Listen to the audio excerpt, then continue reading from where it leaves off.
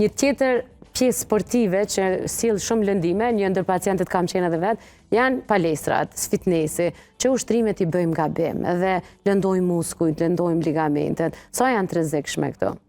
Na kemi qef për një muj ditë, mu bo fit. Gabimet mas shumë të që ndodhin është kur i bëjmë ushtrimet e gabune i pa përgatitur në organizmi. Shembull, nëse në trak, në treadmill, nëse bëjmë shumë, rreziku cili është rreziku i gjujve. I gjujve? Po, sidomos kapaku i gjunit din me dhënë dhimbje shumë mëdha. Mandej dëmtimet muskulare. Nëse bëjmë shumë shkallë njëjtë, skuaca, gjithmonë duhet me shku gradualisht, çdo pjesë me bë, po me bë gradualisht, për pa mbi ngarku shumë.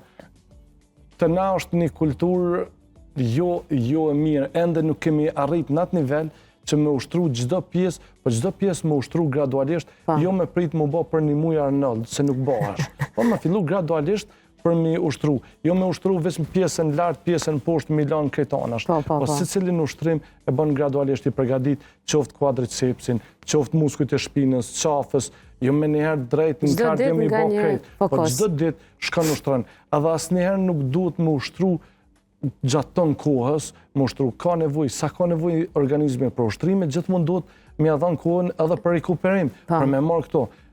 7 ditë një javë me shku në palestër, është shumë. Është shumë.